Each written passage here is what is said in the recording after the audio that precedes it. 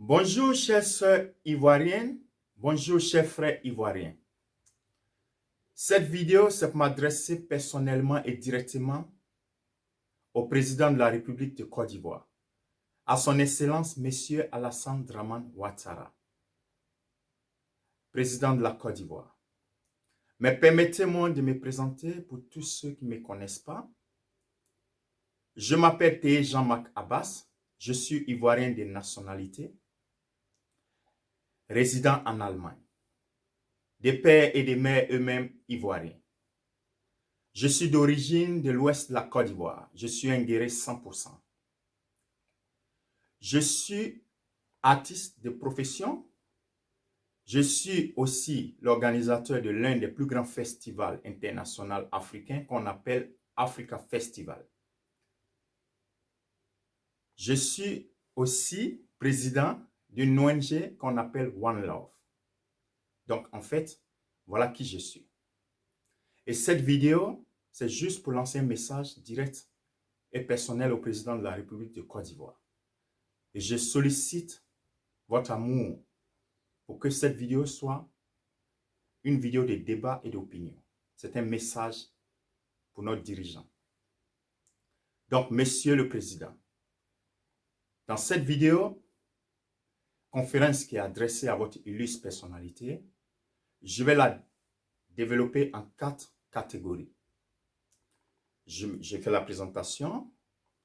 Le premier point sera l'histoire, le lien que nous avons ensemble et comment je suis devenu quelqu'un qui a été dans ce parcours de combat jusqu'à ce que vous soyez aujourd'hui président de la République de Côte d'Ivoire. Le deuxième point sera la déception. Et le troisième point, ce serait de solliciter une audience auprès de vous. Et le quatrième point sera sur la réconciliation nationale. Donc, le pays en a besoin. Donc, Monsieur le Président, chers compatriotes, voilà un peu les buts et les points que je vais développer dans cette vidéo.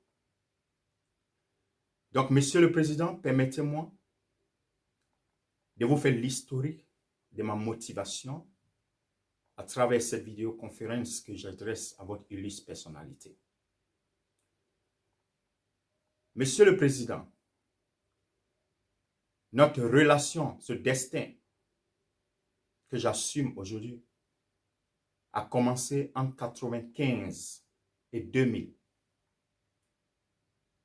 par le biais de M. Ibrahim Koulibaly, dit IB. Parce que nous étions dans le même quartier, à Yopougon, camp militaire. Précisément, moi, je suis le fils de la CDC Iroko en face de la CNPS. Mais de l'autre côté, c'est le camp militaire qui continue jusqu'au marché du camp militaire. Et c'est là habitait Ibrahim Koulibaly. Et moi, j'étais son bon petit, comme on le dit dans le jargon ivoirien. Et je l'approchais parce que je suis un amoureux du sport. Et comme Ibrahim Koulibaly, il avait là la maîtrise des arts martiaux, et étant son bon petit, chaque soir, il nous donnait un peu de cours de karaté. Et on profitait pour jouer sur le jardin qui était juste dans son quartier aussi, le football, le Maracana. Donc, dans cette approche, c'est ainsi que M. Ibrahim Koulibaly a commencé à parler de vous et à mener un combat pour que vous puissiez être le président de la Côte d'Ivoire, pour qu'on accepte votre candidature. Donc, il nous a fait l'éloge de l'homme que vous êtes. Et ça nous a fascinés. Et on a été engagés. Je ne vais pas faire tous les détails, je vais économiser, mais je vais faire des points essentiel pour vous ramener un peu sur l'histoire, Monsieur le Président. Ce n'est ainsi que quand il a été votre garde rapproché, j'ai été même souvent le voir chez vous à la maison à Cocody. J'étais même chez vous dans votre domicile privé. Je connais. Donc, entre 95 et 2000, quand la situation était balançante, on a été, tous ces jeunes-là, qui ont servi de bouclier chez vous à la maison. Et je faisais partie de ces jeunes-là, Monsieur le Président. Donc,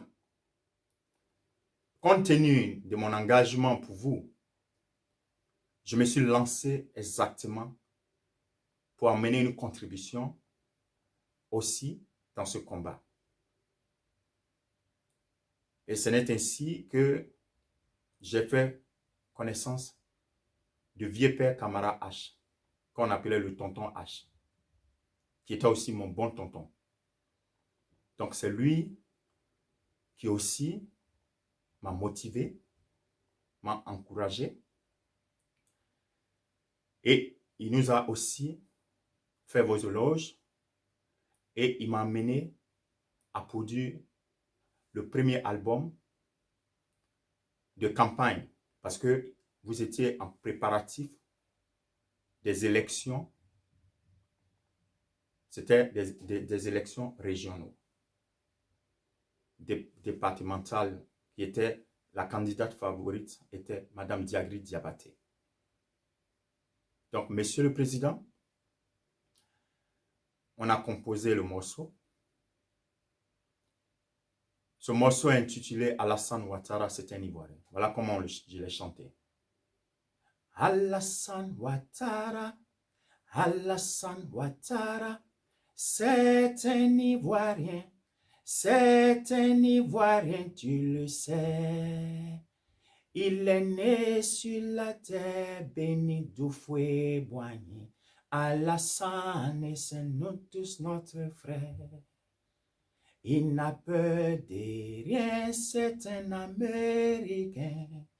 Ado, c'est notre frère de sang. Né de père, mais eux-mêmes ivoiriens. Ado, c'est notre frère de sang.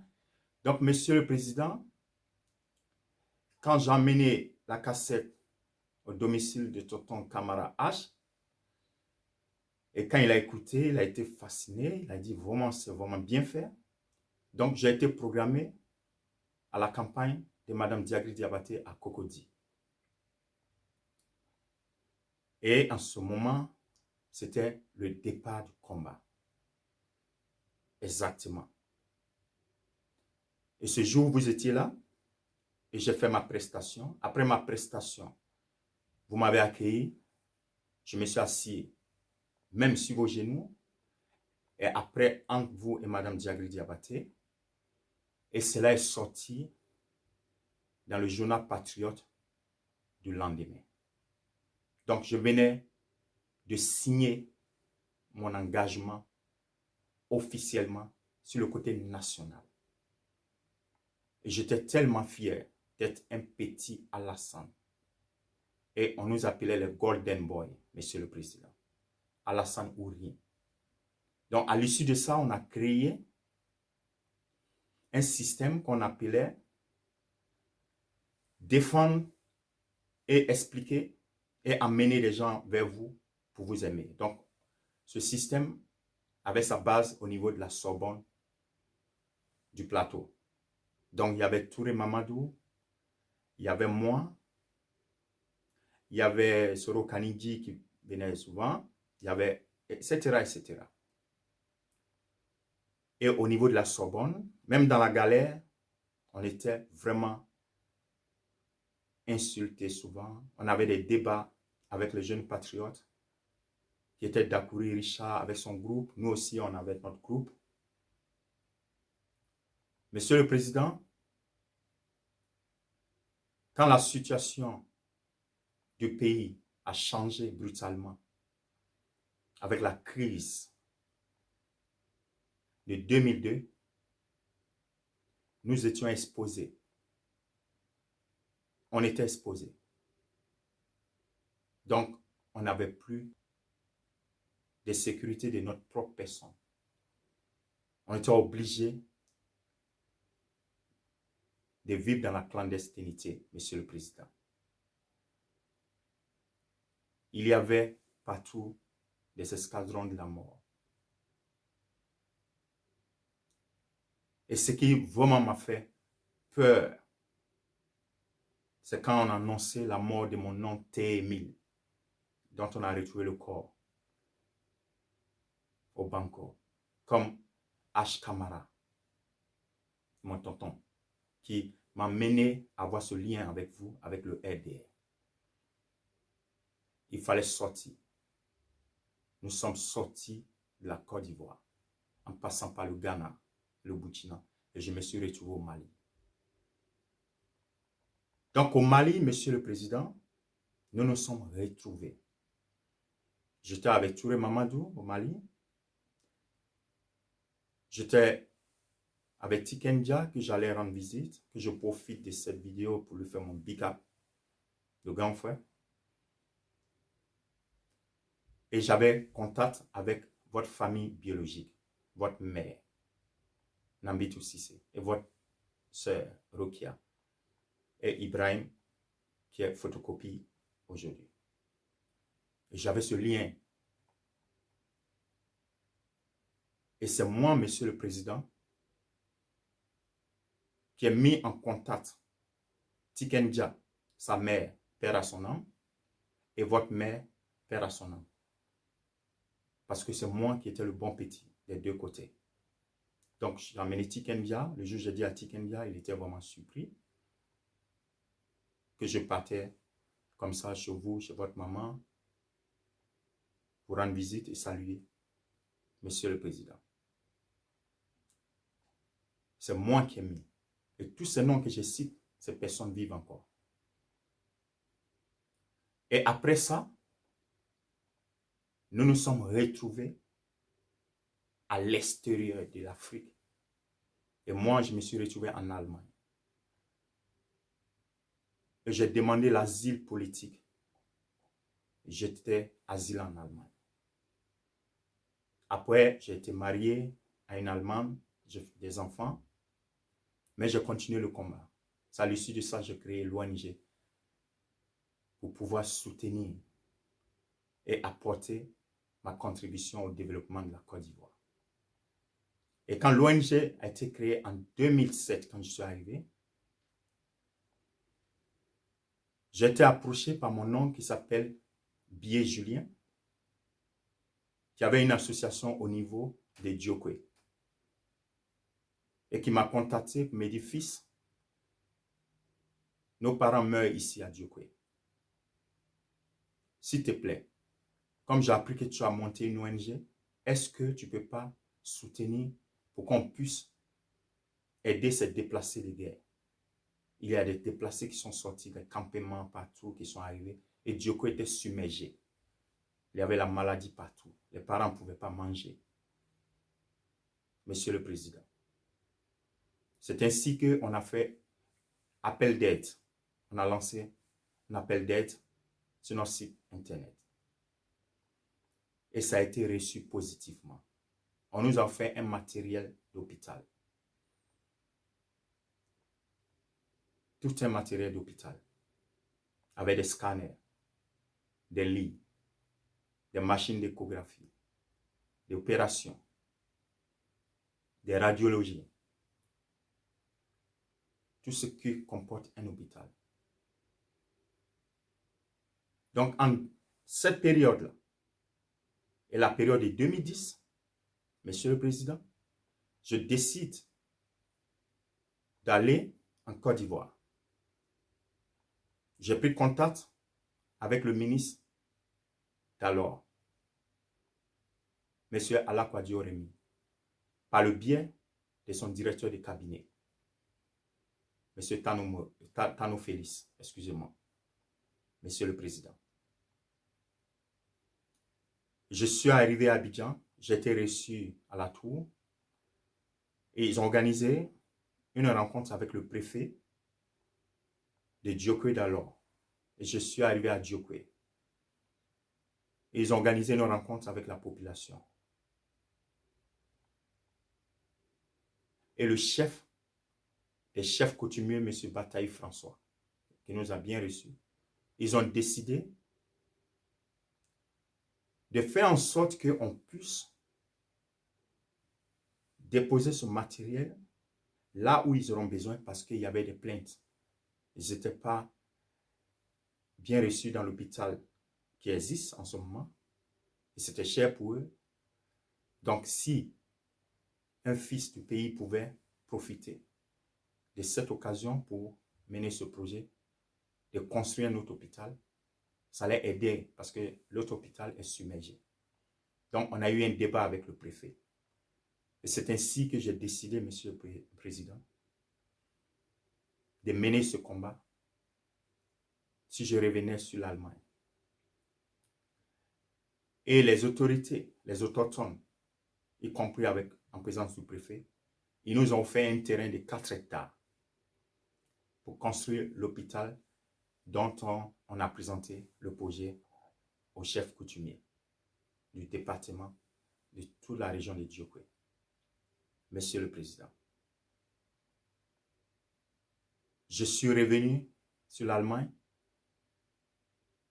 et c'était la période la plus chaude en Côte d'Ivoire. De 2010 à 2011, il y avait les élections, il y avait la crise post-électorale.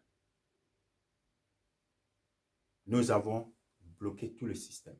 Le projet a été stoppé. Le pays est coupé. Nous avons eu l'espoir parce que la Côte d'Ivoire, c'est un pays béni. Nous avons patienté. Nous avons perdu le rythme dans lequel nous étions engagés pour développer ce projet et ce concept, Monsieur le Président. C'est ainsi qu'après que vous ayez pris les rênes du pays, qui était ma joie, parce que je suis un golden boy, un petit Alassane. Donc, je ne fais que être heureux. Parce que pourquoi? Nous avons perdu des amis, des parents, nous-mêmes notre vie. C'est pourquoi, en ce moment, vous êtes président de la République de toute la Côte d'Ivoire, Monsieur le Président. Donc, à l'issue de ce combat, jusqu'à ce que vous soyez le président de tous les Ivoiriens, c'est une joie. Et nos parents qui sont aujourd'hui décédés sont fiers en ce moment, et même nous-mêmes. Donc, Monsieur le Président, qu'est-ce qui se passe?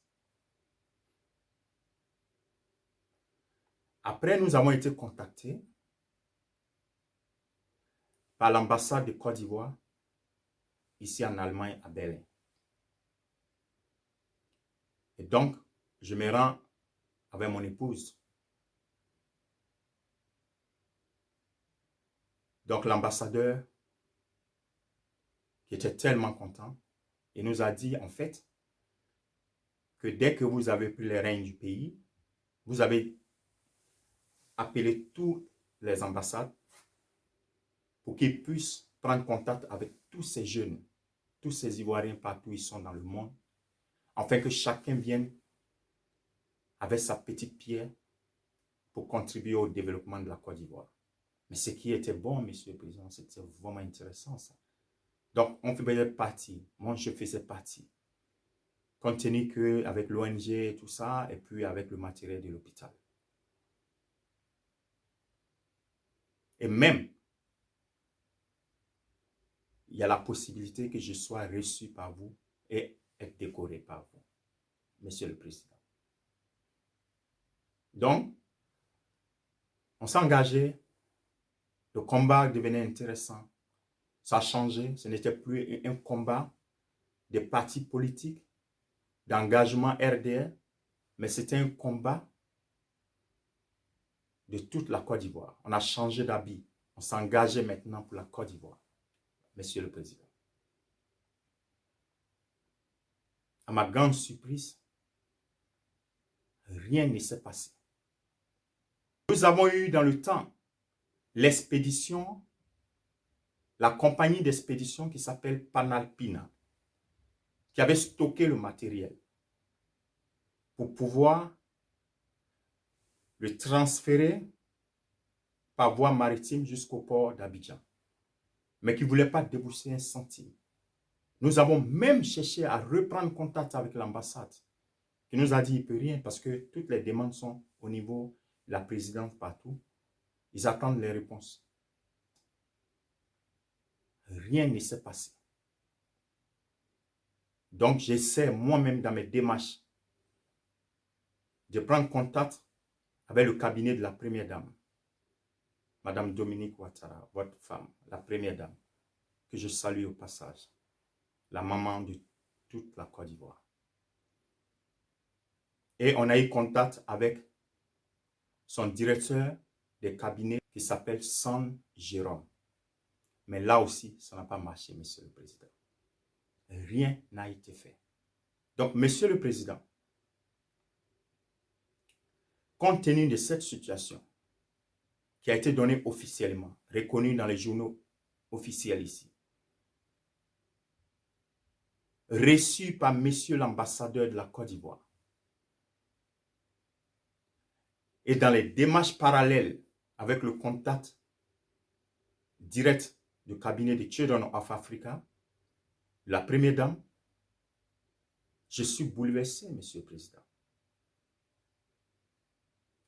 J'ai essayé de reprendre contact avec mon ami de galère, qui est Touré Mamadou, dont je suis content qu'il soit ministre aujourd'hui dans votre gouvernement, de faire en sorte que Touré Mamadou puisse vous transmettre ce message.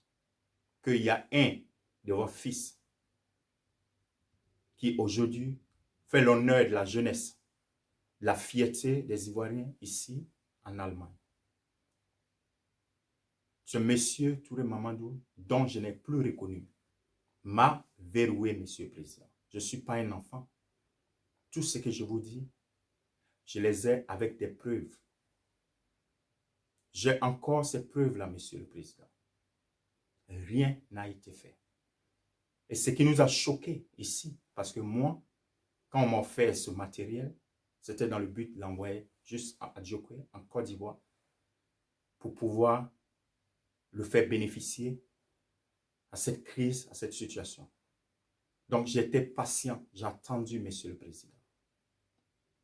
J'ai été délaissé. J'ai essayé de voir dans quel contexte on allait se débrouiller seul pour pouvoir réaliser ce projet. Mais malheureusement, on ne peut rien contre un concept de cette envergure. Construire un hôpital, l'équiper, envoyer du matériel. Mais, Monsieur le Président, je ne suis pas un businessman. Je suis un engagé, un jeune engagé qui croit au combat de l'émergence, du développement de l'Afrique. Le matériel dont je vous parle, on ne pouvait plus payer l'entrepôt. Comme la déception était au-delà de nous-mêmes, Panalpina nous a abandonnés. Ils ont fait sortir le matériel et ils nous ont fait une facture. J'ai emmené tout à l'ambassade. Il n'y a pas eu de réponse tant que Abidjan n'a pas réagi.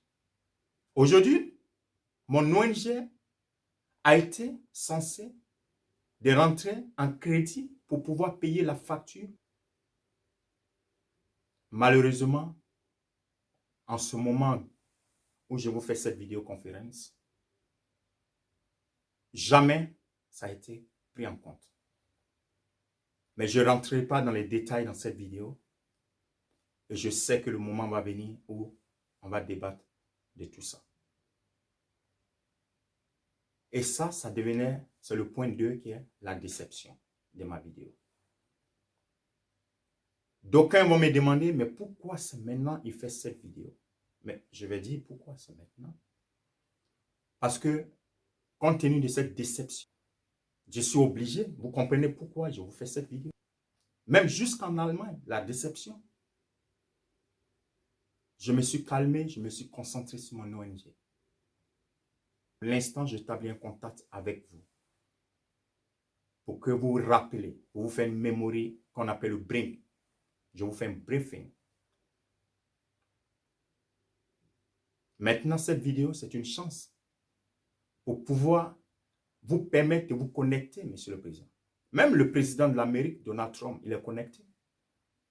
Il fait ses critiques à partir de ses tweets. Même Obama, c'est les réseaux sociaux qui l'ont fait élire, la jeunesse.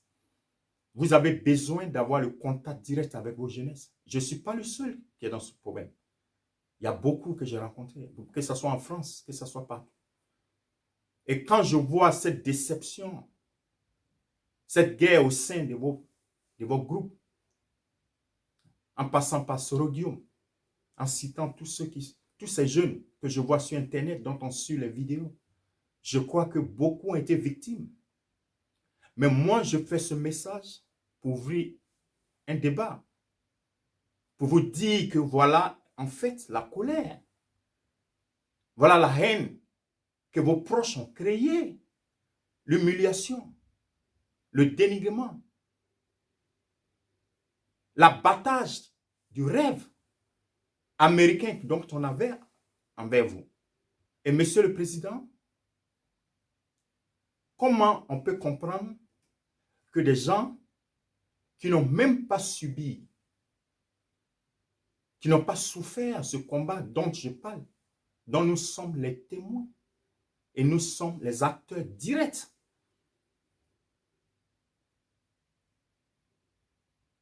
Comment aujourd'hui nous avons besoin de chercher tous les moyens pour pouvoir nous faire entendre. Et d'autres qui vous insultent, qui dénigrent même la maman. Donc moi, j'ai vécu avec elle. Manger le kabato à la maison chez vous au Mali. Demandez à votre petite sœur Rokia. J'étais un petit de la famille. Aujourd'hui, ils reçoivent des centaines de milliers d'euros, des millions d'euros, juste pour qu'ils puissent parler de politique. Nous avons été des jeunes politiques dans le temps.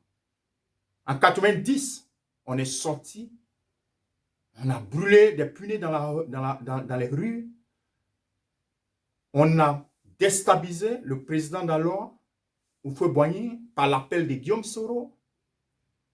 On est rentré dans les différentes branches politiques. Il y avait d'autres qui étaient UDPCI, nous on était RDS 100%, nous on est des Golden Boys.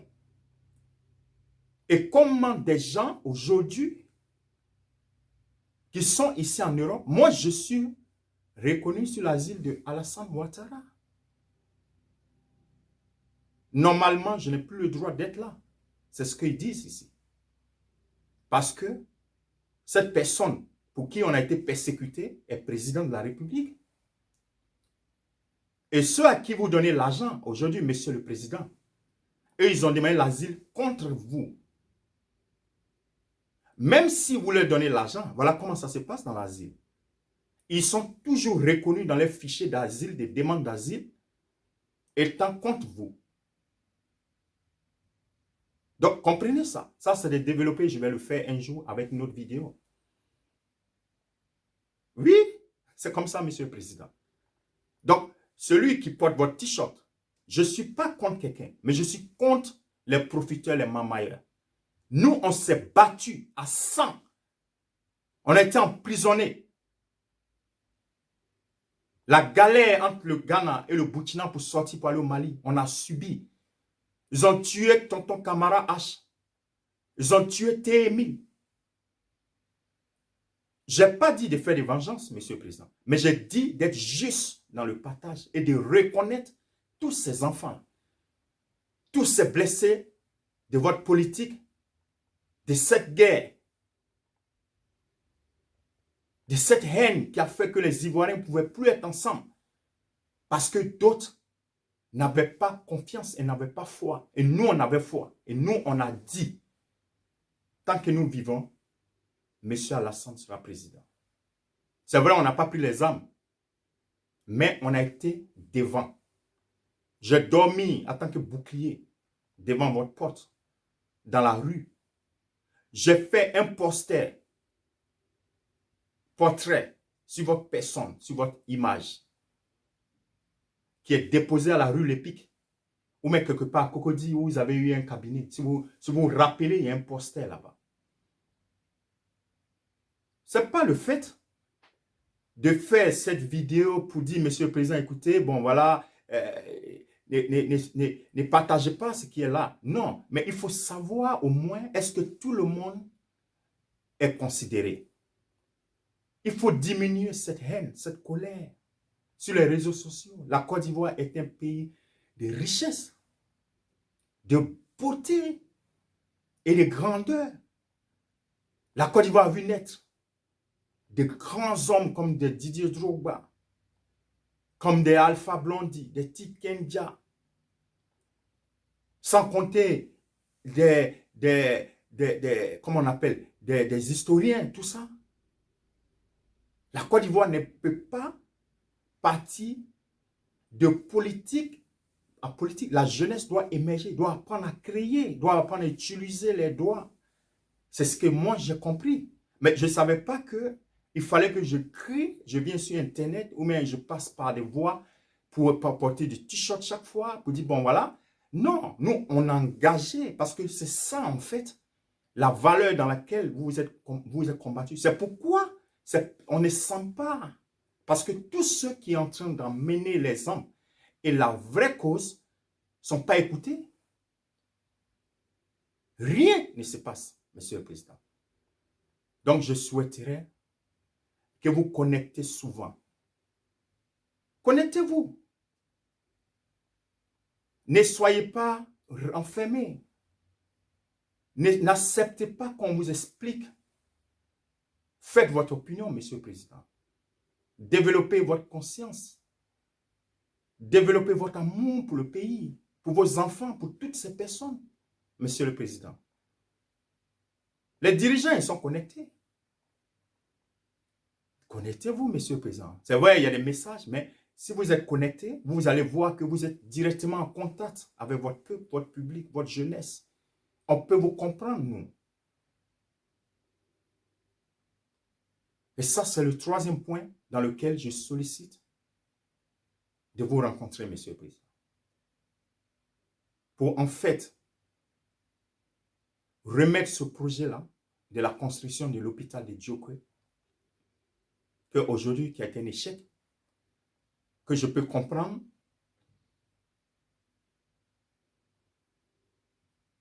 Et cette vidéo, c'est pour m'adresser directement à vous.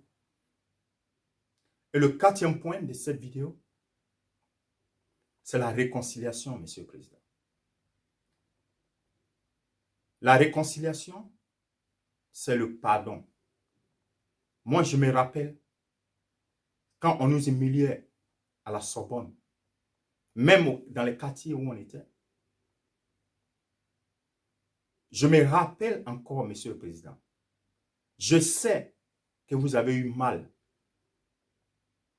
Même pour être député, ils ont refusé. Et nous, on n'a jamais accepté ça. Mais, Monsieur le Président, que ce soit Jésus, que ce soit Mahomet, voilà ce qu'il nous enseigne. Je prends un exemple sur la Bible, dont souvent je fais des parcours, des passages. Jésus qui dit, sont tes gifles sur la joue gauche, dans la joue droite. Mais c'était censé. Vous êtes le père d'une nation, de toute la Côte d'Ivoire. Et la Côte d'Ivoire, c'est toute la sous-région. Et vous êtes, comme on appelle, le dirigeant le plus influent de toute la sous-région. Les gens, ils ont reçu ça au Rwanda, en Afrique du Sud. Le pouvoir, ce n'est pas une vengeance. Ce n'est pas un règlement de compte. Monsieur le Président, Je connais votre cœur. Quand vous étiez dans l'opposition, je sais. Quand je venais chez vous, à Cocody, je sais. Faites un message, s'il vous plaît, Monsieur le Président. Que ce soit la fin de l'année, cette année. Appelez tous vos fils, tous vos filles qui sont partout. C'était une guerre. Parce que vous-même, vous avez été victime de ça. Le pardon, c'est le remède de la réussite et de la prospérité.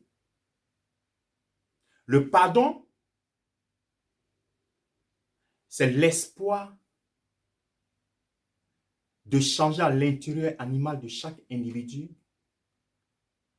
qui en crée la vengeance. Écrivez encore une lettre, une autre lettre. On a vu sur les réseaux sociaux que vous avez écrit une lettre à la CPI pour garder Gbagbo. Oumé Soro Diom, il n'est pas à l'aise dans ce combat de politique. Ou même Monsieur le Président Henri Konan Bédié, ou même les opposants. Voilà comment ça se passe. Même les personnes qui portent votre t-shirt, qui sont venues dans l'asile, ils n'ont pas encore fini de dire ça. Vous comprenez? Or, ce n'est pas bien, c'est malsain de se retrouver asylant, demander la protection d'un État contre un gouvernement et puis associer à ce gouvernement de façon pas officielle.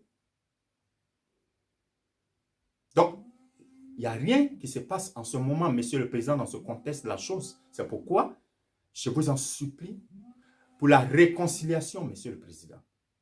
Juste pour la réconciliation. Libérez tous ceux qui sont enfermés. Amnistiez tous, comme le président Gbagbo l'avait fait dans le temps. Écrivez une lettre à la CPI. Dites-leur d'arrêter ce procès.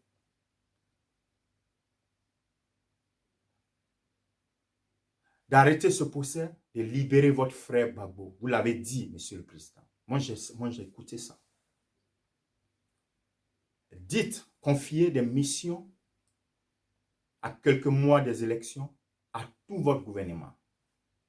Autrement, que ce ne soit pas des missions de propagande, des campagnes, de menaces, d'injures, pas interposées par discours politique, c'est cela. Il faut que la mission prochaine, que ce soit tous ceux qui sont dans le gouvernement, est de faire en sorte que la réconciliation sera vraie. Monsieur le Président, c'est comme ça, vous allez gagner. Vous allez sortir par la grande porte de l'histoire. C'est pourquoi je veux vous rencontrer. Parce que j'ai un concept sur la réconciliation nationale à travers toute l'Europe. Et je vais l'écrire quand je vais vous rencontrer. Et je vais vous donner ce concept. Et on va améliorer ce concept. Et contacter toute la jeunesse. Ce n'est pas une faiblesse. Vous avez déjà tout. Vous avez tout gagné. Vous êtes béni, Monsieur le Président. Ce n'est pas une faiblesse. C'est faux. Ceux qui sont autour de vous pensent que... Vous comprenez maintenant pourquoi je vous disais, j'ai cité des noms. Comment quelqu'un comme Touré Mamadou veut la réconciliation? Comment quelqu'un comme Touré Mamadou pense même plus que lui, il doit d'abord accepter d'aimer ses proches. Donc d'abord, c'est un combat individuel contre le manque de ne pas contrôler le système prochainement. Est-ce que je serai renié? Est-ce que toutes ces personnes que je fais mal avec mon arrogance, mon manque de respect, mon rejet, est-ce que ces personnes-là vont pas me... Donc, en fait, voilà comment l'Ivoirien est préparé aujourd'hui. Chacun veut venir pour pouvoir montrer que je suis plus fort, que j'ai gagné. Mais c'est ça, Monsieur le Président. Voilà des idées qui se passent, par exemple. La dernière fois, j'ai suivi une vidéo ici des artistes qui sont à Paris. Les artistes résistants, les artistes résistants, qui veulent organiser un grand concert à la place de la République pour la réconciliation. Oui, monsieur, accaparez-vous de ça, Monsieur le Président. envoyé M. Ahmed Bakayoko, que je salue au passage. Voilà quelqu'un que j'apprécie dans votre gouvernement. Il a un sens moderne. C'est ce Alassane-là que vous étiez dans le temps. C'est ça, Ahmed Bakayoko a réussi. Il sait rassembler. Il n'y a pas quelqu'un qui est plus critiqué que lui. Mais il s'en sort toujours avec, même les gens qui le critiquent. Voilà quelqu'un qui connaît le système. Il a réussi à amener les jeunes, même l'enfant le plus détesté de la Côte d'Ivoire, qui était Didier Arafat, qui est mon cousin, que je m'incline devant sa mort, il a réussi à le faire aimer. Alassane Ahmed Bakayoko, Monsieur le Président, c'est celui-là qui va ramener cet amour-là vers vous. Et il sait le faire. Et tout le monde l'a vu. Amener, envoyer Ahmed Bakayoko le 30 à Paris, à la place de la République, pour rencontrer ces artistes. Et accepter, même si dans le micro, ils disent qu'ils font cette réconciliation parce que vous ne voulez pas, accepter d'être là-bas. Si vous pouvez être à Paris, Monsieur le Président, et leur faire une visite surprise, vous allez voir que tout va changer. C'est comme ça. Regardez le président de l'Amérique, Monsieur le Président, Donald Trump. Monsieur Trump, c'est le président le plus détesté, mais c'est le président le plus aimé aussi. Il s'en sort toujours. C'est ce qu'Ahmed Bakayoko a compris, par exemple. C'est un vrai golden boy. Et moi, je suis un golden boy. Et ça, c'est des exemples. Et après ça, après cette étape, créer un système dans ce sens-là, pour qu'il y ait ce mouvement de réconciliation à travers d'abord l'extérieur et apaiser les cœurs, ramener les Ivoiriens l'un envers l'autre, donner à l'Ivoirien l'amour de son prochain d'abord. Parce que le développement s'est fait chaque jour et je vous remercie pour tout ce que vous faites pour le pays. Mais il manque ça, il manque l'Ivoirien avec l'Ivoirien. Et ça, ce n'est pas la Côte d'Ivoire d'aujourd'hui et de demain dont on rêve. Donc, aider, contribuer à ce projet de réconciliation de ces artistes résistants qui sont aujourd'hui à Paris, qui ont fait une vidéo, qui ont même demandé de l'aide. Ils le font dans la réconciliation. Pour que chacun s'implique. Donnez-leur une mallette d'argent pour qu'ils puissent faire des t-shirts de réconciliation. Donnez-leur de quoi? Du matériel. Pour qu'eux aussi, ils soient vrais dans leur combat, dans leur engagement de réconciliation, Monsieur le Président. Et eux, ils vont servir parce qu'ils sont aussi écoutés. Ils ont des fans, ils ont des... Voilà. Et donc, ça amène, ça élève le message. Ça fait le message vrai et exact. Parce qu'on ne peut pas parler de réconciliation et puis détester son gouvernement et insulter ses représentants. Ce n'est pas normal. Donc, il comprend à travers cette vidéo. C'est pourquoi, Monsieur le Président, je m'incline avec tout le respect pour que ces genres d'actions soient plus soutenus, contrairement à ces actions de vidéos, insultes, injures, division des Ivoiriens. Contribuer à ces genres d'actions. Donnez cette mission à Ahmed Bakayoko. Je ne le connais pas, je ne l'ai jamais vu, mais je suis un peu comment ça se passe au pays. Et je suis vraiment sûr qu'il a des idées. Il peut s'asseoir avec toutes ces personnes pour essayer de voir dans quel cadre cette réconciliation aura au-delà de la Côte d'Ivoire, après en Côte d'Ivoire et partout dans le monde entier. Et pour qu'on fasse maintenant le bilan en 2020 de la réconciliation dans le pays national. Il faut décréter des journées pour qu'on puisse avoir cette réconciliation vraie. Il faut avoir des journées fériées réconciliation. Il faut décréter des journées fériées réconciliation. C'est comme des journées de l'indépendance. Où nos parents dansaient tcha-tcha-tcha, tcha-tcha-tcha, tcha-tcha-tcha. Voilà, quand on sait que c'est l'indépendance, on sent que partout, le bandit, le vin, tout se passe bien. Il faut faire des fériés de réconciliation, Monsieur le Président. Et je vous jure, monsieur, c'est vous qui sortez gagnant, Monsieur le Président. Sur ça, j'aime la Côte d'Ivoire. Je vous aime. J'espère que cette vidéo, je ne vous ai pas blessé, Monsieur le Président. Si je l'ai fait, c'est contre ma volonté. sincèrement. Je demande pardon à toutes et à tous ceux qui se sont sentis blessés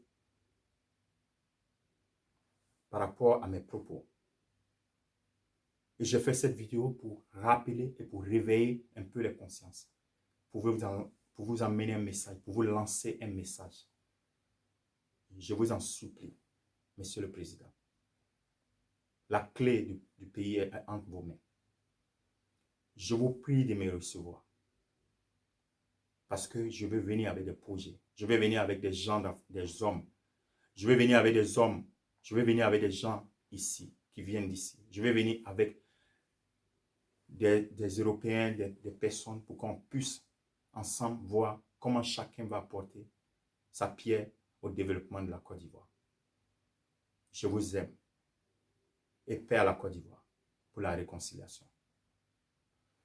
Merci, Monsieur le Président. Merci.